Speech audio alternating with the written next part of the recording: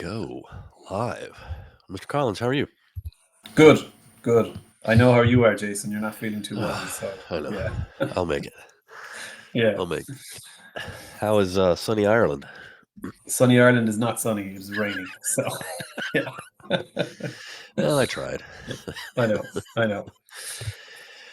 AI, Google AI mode, all the Yeah, rage. all the rage, all the new. Absolutely, yeah.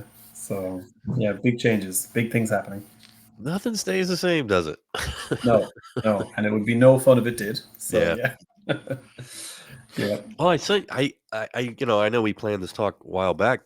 I think yesterday. I just sent you that. You probably didn't have a chance to read it yet, but that Focusrite article that had the Propelic yeah, study. yeah. Yeah, Interesting.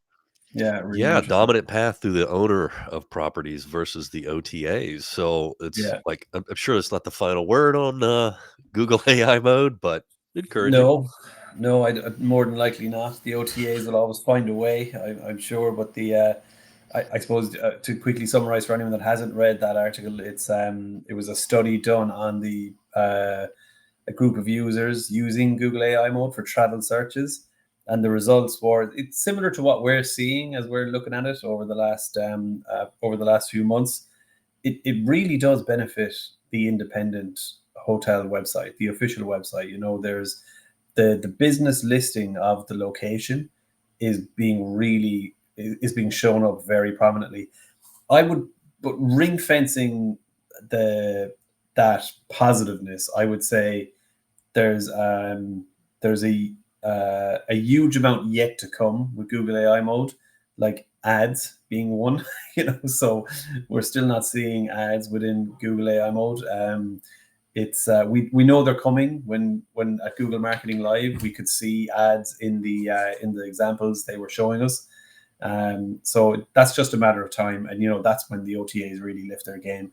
Um, but yeah, no, we're very happy with the way that official hotels are being, or the official websites for hotels are being presented, are being categorized, um, depending on the type of search.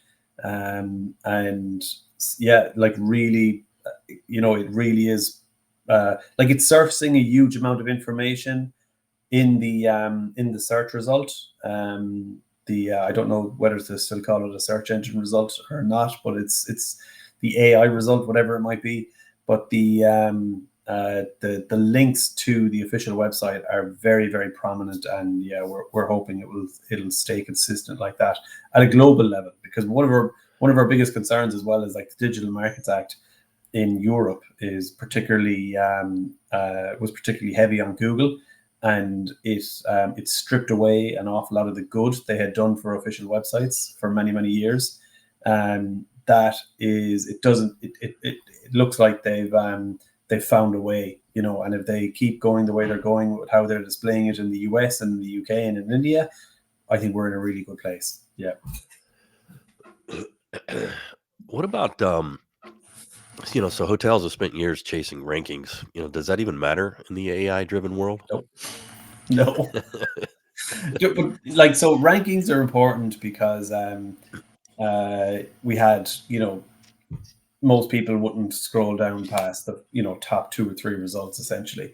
That's completely changed now. So even when you look like best hotels in London or something like that, you get them. You don't just get one result page. You get a pretty extensive amount of results, and then categorized into further results. So like you'll get uh, if you just put in best hotels in London, you'll get the top 4 or 5 best luxury hotels, and Google will call that out in AI mode. But then underneath that, they'll have be like, these are the best contemporary hotels, these are the best budget hotels.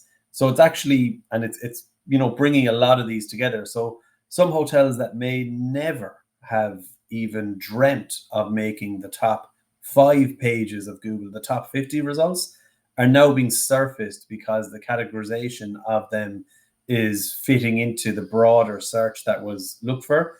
And it's only really then when you start adding different triggers into the search thread that you start getting narrowed down as well, and the categorizations start kind of falling away. So that's very interesting, and I think it's so yeah, rankings. Like, I hate to say it, but they don't matter. Now, that being said, that is not dismissing SEO. SEO is the foundation of what all of the LLMs are built on. So this talk on LinkedIn, you see it constantly. Certainly, it's surfacing up in my feed constantly. SEO is dead and everything is changing. It's absolutely not the case. If all of the LLMs their foundations are built on the data that they've pulled out of these optimized, the optimized internet essentially, and it is evolving. So there is the change from search engine optimization to generative engine optimization is going to evolve over the next 3, 4, 5 years, and it's but I suppose the argument, and I agree with this one wholeheartedly. Like, when has SEO not evolved and changed? So it's just, we're going to slightly change the name of it because there's going to be a few different pieces. So it's not going to be all about Google. I mean, that might break Google's heart, but ChatGPT, so OpenAI, Claude, Perplexity, these guys, tiny market shares today, but really growing at a pretty significant rate at the minute. Yeah. What is this talk of end of the blue links? So the blue links. So like, this is for people that have grown up with Google and have been using it for 25 plus years, or 27 years, is it? But you always had the blue links. The blue links were your clicks to your website.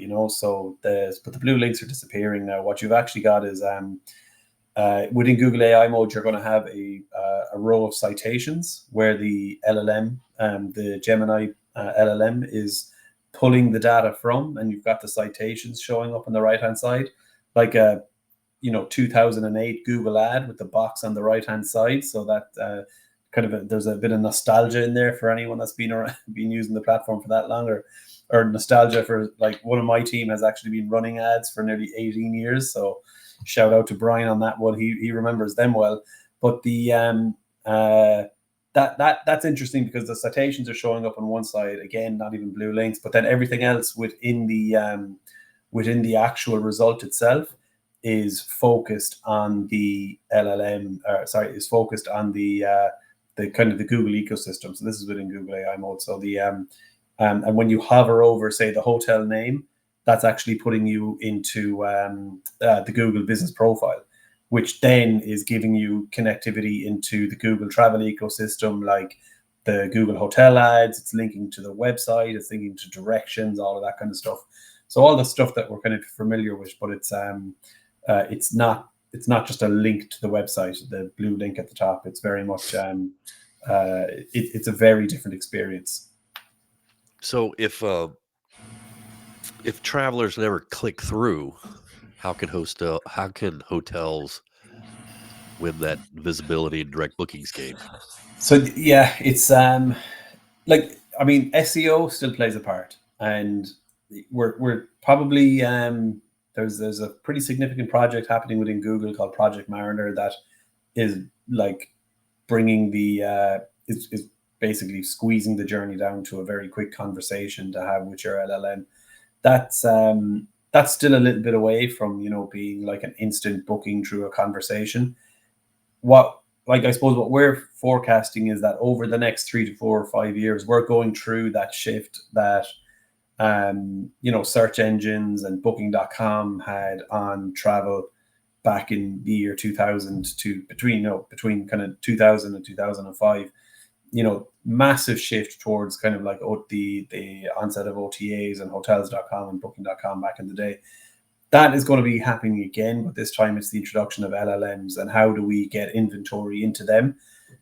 So how, like, it's not so much how do hotels stay relevant on top, because if they've been following best practice SEO for the past 3 or 4 years, they're going to be relevant for what people are searching for. And that's the key, there's no gaming this system. It's, the LLM knows that if you're a good match for this search, it's going to surface it up, because the LLM wants to be useful, you know. And this is like Google have always wanted to be useful.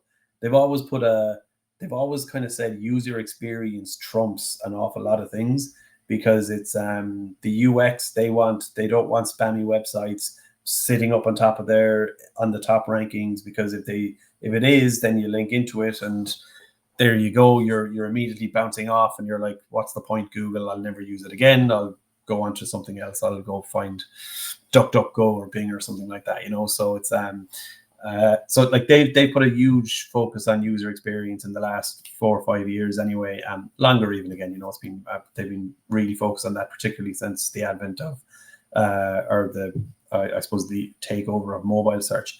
But that's kind of translating into LLMs now as well. So like, you know, but the LLMs are, you know, to a point, they're nearly self-aware. They've definitely got reasoning within themselves. And so I've seen some pretty scary research done on the LLMs, where they are, you know, self-preservation is actually very high up in their thinking when they're tested to their limits. So it's interesting, but but their reasoning is going to be user experience as well. And if you're landing onto a poorly laid out website, or a poor website, poor user experience, you're going to struggle. Like those hotels will struggle, because the LLMs will stop surfacing them, you know. And metrics like how long people stay on the website afterwards, do they engage with the website? These are, and this again goes back to like GA4. GA4's focus was on engagement rates and that kind of thing. So like Google have been planning this, and they've been really telling us for 5 years at least, you know, relevance is key. You know, don't spam your websites. Be succinct, be conversational. They wanted conversational information on the websites, because they knew that the LLMs then would be surfacing that and making conversation out of it. You know, so like a lot of this stuff is really coming together, you know, like, so the GA4 engagement piece, conversational content, it all makes sense now, because Google AI mode is reliant on an awful lot of the stuff that we have been working on for 4 or 5 years. So yeah. So what new skills or strategies should hotel marketers be focused on right now? The so new, I would say, is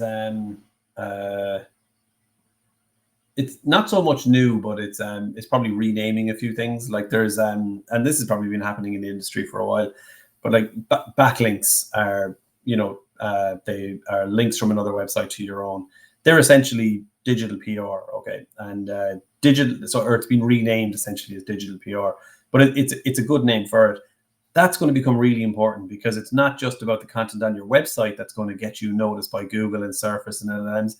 It's the content everywhere else, you know. So when we're looking at when we do particularly, like, you know, you're searching best hotel in, you know, New York, or best luxury hotel in California, wherever it might be, what's surfacing up with that is the citations from Condé Nast, from Forbes, from you know, Virtuoso, from all of these guys. These are the ones that are surfacing up and kind of giving oomph basically to the LLM generated content. So that is really lining up and syncing up your digital PR with your SEO/GEO strategy. That's going to become super important, because, you know, you can't just have a PR agency in a few years' time. You can't just have a PR agency going off on one and like changing the way they're going to talk about the property or something like that. It really does have to be linked back to your brand, to your SEO strategy, to the keywords that you want to be surfacing for, and really kind of connecting those dots. So, and with that, it's not so much a new skill, it's a new process, it's a new way to make sure you're organized. So what my recommendation, I suppose, for a hotel is there should be the marketing person in a hotel, the person that is, you know, on that kind of the PR side of the house, should also be the person that's on the digital side of the house. Sometimes they'd be split. Most of the time, they're probably very closely linked. But that's going to become really, really important. So and to know that, you know, one of these needs to talk to the other, that's going to become super important. Yeah. Yeah, when you were talking, I keep running into the conversation I had a couple weeks ago with two hotels that are near Disneyland in California. Mm. They're closer to the Disneyland gate than the Disneyland hotel. So I can imagine people planning to go to Disneyland in California, hotels near Disneyland. So Yeah. they're because of their address, Yeah. they're so well positioned, but also based on what you just said, if their PR is also strong in these other web real estate, Yeah. credible web real estate, then they're super strong. Yeah, yeah. So like it's like relevance then is key for them, you know. So they can genuinely, if someone is searching for the nearest hotel to Disneyland, you know, if they're building their PR around that alone, they're golden, you know, Yeah. because that is, look at that, that's all correct, you know, like, and boxes ticked all around there. So yeah, 100%. It's things like that, and you know, it's a really good example because it's those small USPs that need to be kind of highlighted and surfaced, because like it's the intent behind the search, but like there's way more depth in the searches now, and like and they're not searches anymore. They're stepped up, like basically they're search threads. So it's search on top of search on top of search on top of search, and search, they're threads, they're conversations, whatever you're going to call them. But it's not just about one keyword. It's way more around it. It's everything encompassing it. Yeah. Marketers get bored too. Yeah. So if you deviate from that, what we just described, you're making a Yeah. mistake because I'm a little bored of that. Yeah. Yeah. That's all Yeah. I've been doing that for 5 years near Yeah. Disneyland. Well, Yeah. that's what works. Yes, yeah, yeah. So consistency is going to be massive as well. Consistency is key, and actually staying on top of your information that has been put out into cited articles as well. So I like we had a really good conversation with someone recently, with a property recently around it, and they mentioned that they had added like 25 rooms onto the property, but then someone had searched how many rooms are in X property, and the citation on the AI overview was showing 150, and I was like, well, no, it's 175 now. And it's, you know, so it's things like that. So then they have to go back to find these citations and ask them to get changed or updated, you know. So it's small things like that, but it's but like that could be the difference between, you know, a conference booking with you or not, because they've searched that and they're like, oh, we need 160 minimum rooms, you know, for our conference, and they've only got 150. You know, small things, very, very small things, you know, very, very unique situation there, but extremely important. Yeah. Yeah. We were on the onset, we mentioned the study that it appears through this very, I think it was only 42 participants. So, Yeah. but properties were better positioned than OTAs. So where do you think the OTAs are at right now, position wise, and maybe where do you think they're headed near term? Um, so the if it stays the way it stays, then um, I think the OTAs will really double down on their apps massively, their loyalty programs, because they will be losing visibility within the search engines.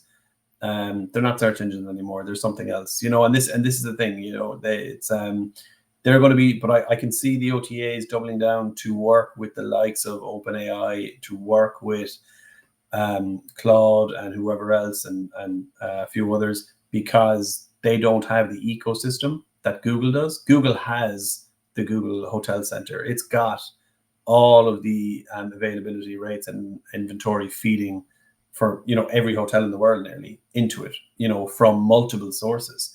So they've got that nailed down. So they're just layering that into their AI. You know, OpenAI don't have that. Uh, Perplexity doesn't have that, although they've just launched something.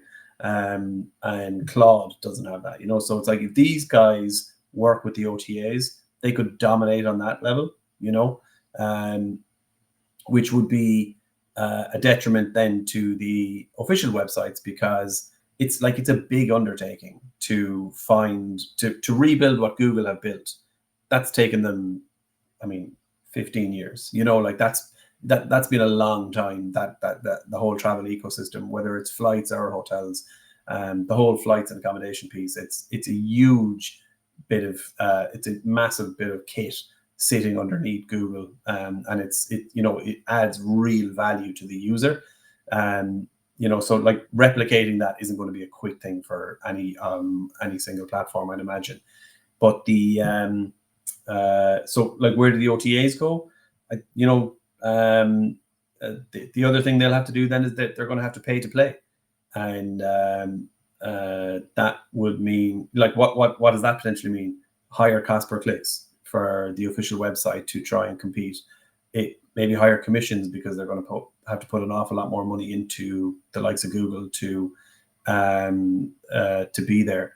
So yeah, it's I think there's a lot of things that they're going to be doing. A lot of things they're doing now anyway, but the certainly their prominence at the top of all the searches, that's definitely going away. I kind of hope it's going away, because it's Google, like their search engine result is now becoming the meta search platform. So the likes of, I would be concerned for the likes of TripAdvisor, so like Expedia, Booking.com, Hotels.com, all of these guys, their value is that they were displaying the information of the properties and the rates and all that kind of stuff quite quickly in their own ecosystem. The LLM is just going to do that immediately for them. So so like TripAdvisor in particular, they don't have the backup that Expedia or Booking.com have in terms of loyalty programs or members or apps or anything like that. I think they'll really struggle. Yeah. I know you touched on this a little bit, but I don't know if you have anything else to add with regards to, maybe hotels rethinking their entire digital marketing mix beyond SEO. So like the branded searches, we think, because the prominence of Google hotel ads, what would have normally been like the first name in the team sheet for any digital marketing strategy is your brand search terms, to make sure you're getting that demand capture. We're a big fan of not spending too much on that. We don't like spending too much on it, but what we do, we do realize it's a necessity as well. We're forecasting that is going to shift a little bit more towards your meta search, so your Google hotel ads, because again, it's a demand capture channel, but it's just in a different route essentially. So it can be done through Google Ads, or it can be done through a meta search platform. But Google hotel ads is going to maybe it's certainly going to catch up and maybe rebalance the brand versus Google hotel ads split of spend. The SEO stuff, as I said, it's a bit of digital PR will factor in, but it's very much keep doing what you're doing in terms of relevant content. It's all good. But then, it's going to become necessary as well. Like, when do OpenAI open up their doors for ads? When does Perplexity? When does Claude? When do they all? And how is there an AI marketing platform out there that can reach out to all of them? Like Microsoft ads could become more prevalent as well, because only just this week we were talking about how you can potentially run ads on Netflix through Microsoft ads now. We've always been able to do, if you run Microsoft ads, you're hitting, multiple search engines like Yahoo, for instance. So I know some of the listener people watching here might never have heard of some of these guys like Yahoo and that kind of stuff. They were big internet companies back in the day, but they're not anymore. But they're still active. They're still search engines. There's still an audience there using them. But so they're Microsoft ads could potentially, I can see them with their relationship with OpenAI. You can see Microsoft ads connecting in there and feeding ad inventory into ChatGPT 100%. I'd bet my house on that. And then potentially others, so it's it's going to be, there's a lot more ad space is going to become available. But then the audience, I do think Google is going to lose market share because I'm blown away by the growth of the LLMs, particularly ChatGPT. I think it's something like 1 billion searches last year across the platform for the entire year, and 5.5 billion in May this year alone, which is, tells you everything that you need to know. It's stunning, the turnaround of that. So it's I think there's definitely going to be change afoot, but it's more redistribution of where you put it, and then making sure that you can connect to it. I do hope it's centralized into something like a Microsoft Ads platform, because that's something that people are already working on, and it's known, and we know how to work at that kind of a thing. I really hope they don't go down the route of like all creating their own kind of Google Ads type platform, because then it just gets completely unmanageable then at that stage. Suddenly you have it's already to a point where we could be running ads on Meta ads platforms like Facebook, Instagram. You could be running TikTok ads, Spotify ads, then Google ads, your Microsoft ads, and a Meta search platform, and it's a lot. It's a lot of balls up in the air for that. Yeah. So rapid change, but we're still pretty early on the curve. But what would you suggest hotels, if they were to take one action today, what would it be? The action I would take is get familiar with what's coming down the line. So find your hotel on Google AI mode, and if you don't have, get a VPN. Just park yourself up in San Francisco or New York or somewhere like that, and with your VPN, of course, and just start using it and start getting familiar with it. It's not going to become it's going to be a slow rollout, but at some stage Google is going to hit the big red button in wherever the giant Google is. Palo Alto, is it? So they're going to hit the big red button somewhere in Palo Alto, and it's going to it'll default from the old 10 blue links that are on the way out to the new Google AI mode version. So everything you do on Google then will default into AI mode. So at the moment you have to specifically hit the AI mode search button, but there's going to be a moment where that the default is whether you hit return on the keyboard or you whatever search you put in, whether it's into the address bar or not, it's going to default to AI mode. So, but we're not there yet. So I would just say get familiar with it. Look for what you're showing up for. See what your competitors are showing up for, those kind of things. Do the searches that you think are relevant, and just get familiar, because at the moment we can't put ads in there, so there's nothing we can do there. The SEO, if you haven't done SEO in the last few years, you're already way behind. So you need to act fast, and that's when I say get familiar with it. See what you're showing up for. If you're not showing up, you need to talk to a good SEO agency, and in terms then, and make sure that you have the Google connectivity into your ARI. So make sure that you're connected to Google Hotel Ads. That's those three things in the next couple of months. Just make sure of that. And look, I'm sure Jason, we'll be chatting again soon, and we'll have more things as it's kind of as we find it out. But they'd be my kind of things now, is just make sure that you're make sure that you are showing up first. So that would be step one. Yeah, perfect. Good information once again. Thanks for keeping up, because the rest of us can't. I can't keep up. I'm yeah. But I thank you for joining me, and I'm sure we'll talk soon. Yeah. About what's Cheers, next. Jason. Yeah. All right. Feel better soon as well. All right. Best of luck. Thanks.